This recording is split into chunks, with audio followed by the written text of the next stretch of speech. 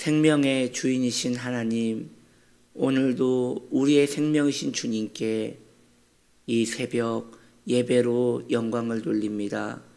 우리의 마음을 정하게 하사 오늘도 말씀으로 우리의 길잡이가 되어주시고 우리의 빛으로 되어주시옵소서. 예수님의 이름으로 기도드립니다. 아멘. 하나님 말씀 출애굽기 12장 38절 말씀입니다.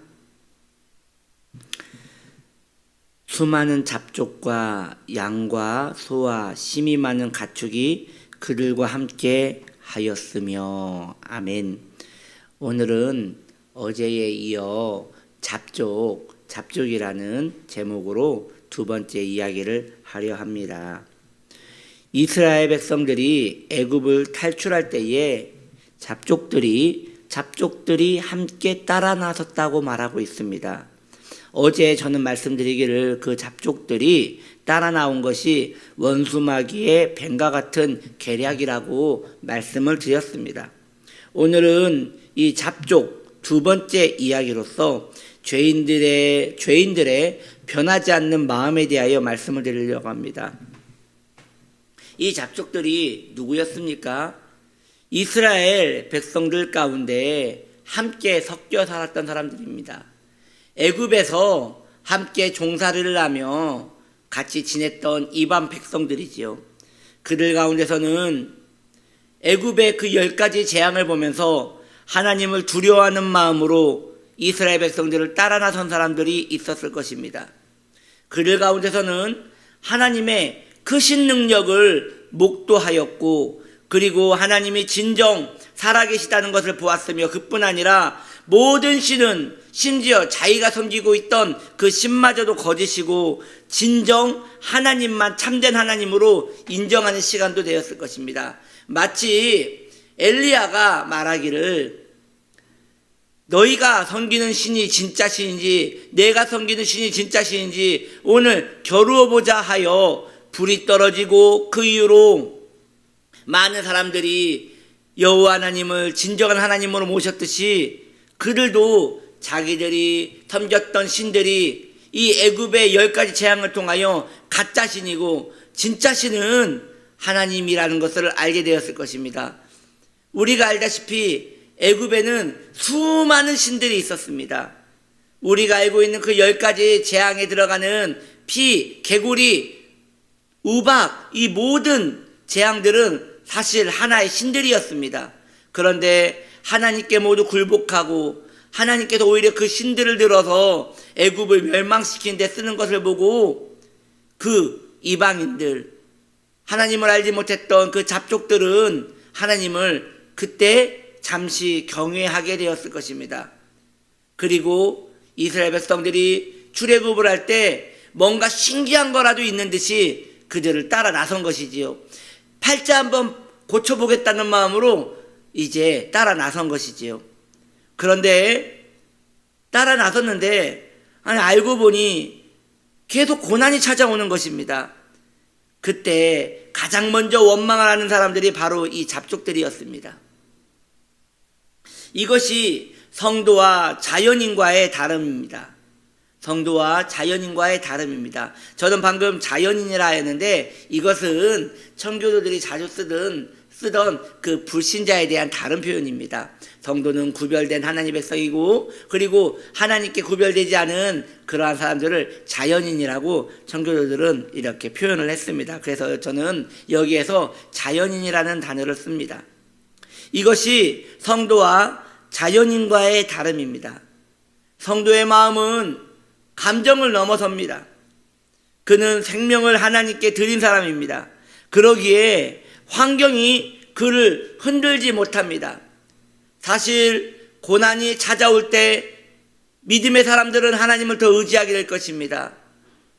고난이 그의 삶을 흔들어낼 때에 믿음의 사람들은 하나님께 더 정박혀 온전하게 서게 될 것입니다. 그러나 자연인들은 그렇지 않습니다. 이 잡족들은 그렇지 않습니다. 그들은 그들의 마음에 기대하던 바가 달랐습니다.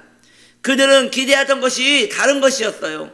무엇을 먹을까, 무엇을 입을까, 더 좋은 삶이 있지 않을까, 그러한 마음으로 함께 광야로 따라 나섰기 때문에 그들의 기대치에 이르지 않으면 그들은 계속 온갖 마음의 독을 뿜어내는 것이에요.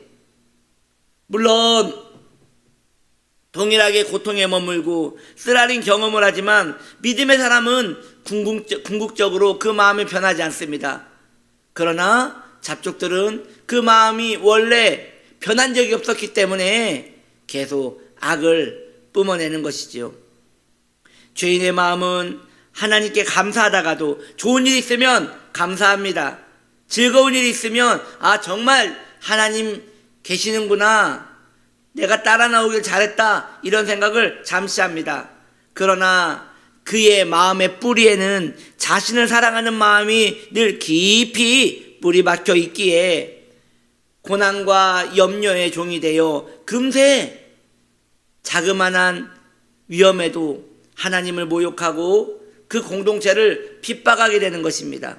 그래서 믿음이 없는 이 잡족들이 늘 하는 말이 있습니다. 이럴 줄 알았으면 내가 안 믿었지, 이럴 줄 알았으면 내가 안 따라 나섰지, 이런 게 신앙이라 생각했으면 나는 따라 나서지도 않았을 거야 라고 말하면서 하나님을 모욕하고 교회 공동체를 핍박하는 것입니다. 그들의 마음은 쉽게 변하지 않을 것입니다. 그러므로 교회는 시간이 지날수록 이 잡족들이 서서히 떨어져 나가는 것을 봐야 합니다. 교회 안에는 슬프게도 가라지와 알곡이 섞여 있습니다. 성도와 자연인이 섞여 있습니다. 성도와 잡족이 섞여 있는 것입니다. 잡족은 절대 성도가 되지 못합니다. 가라지는 절대 알곡이 되지 못합니다. 그럼 어찌 돼야 합니까? 시간이 지날수록 그 잡족들이 떨어져 나가는 것이에요. 시간이 지날수록 그 가라지들이 떨어져 나가는 것이에요. 이것은 교회에 엄청난 고통이 될 것입니다. 이미 교회 안에는 수많은 가라지가 뿌려져 있다고 말씀을 드렸습니다. 그러하기에 들어오지 못하게 하는 것은 이미 포기해야 합니다. 이건 하나님의 섭리입니다. 많은 가라지들이 이미 교회 안에 들어와 있습니다. 못 들어오게 하는 것이 가장 바람직하지만 이것은 우리에게 불가능한 것입니다. 이미 쓰나미같이 들어왔습니다. 그러나 성도가 견고하게 자신의 자리를 지키며 환경에 흔들림이 없이 하나님을 경외하는 데에 마음을 들이고 그리고 온전히 믿음의 길을 걸어갈 때 우리는 거룩한 분리가 이루어지는 것이에요. 그렇게 성도는 시간이 지날수록 하나님 경외하기를 배우게 될 것입니다. 그 가라지들이 교회에서 떨어져 나가는 것을 보면서 성도는 몸을 더 추스리고 하나님 경외하기에 마음을 더 들이는 그런 사람이 될 것입니다. 결국 원수가 뿌린 가라지는 그 마음이 다르기에 구별되어 떨어져 나가게 되는 것입니다. 그러므로 교회는 고통을 받습니다. 순결한 성도는 고통을 받습니다. 그 고통을 믿음의 성도는 달게 받아야 할 것입니다. 왜냐? 그럴수록 우리의 마음은 정하여지게 될 것이고 하나님을 더 굳건하게 바라보게 될 것이기 때문입니다. 이것이 성도의 숙명이며 이것이 믿음의 길인 것입니다. 그렇게 한 걸음 한 걸음 우직하게 나아가는 복된 하나님 사람 되시기를 예수님의 이름으로 축복합니다. 기도합니다. 하나님 아버지, 우리의 마음이 정하여서 점점 주님을 더 의지하고 바라볼 수 있는 굳건한 믿음 허락하여 주옵소서. 좌로나 우로나 치우치지 아니하고 그리스도께 매여 살 수 있도록 인도하여 주옵소서. 예수님의 이름으로 기도드립니다. 아멘.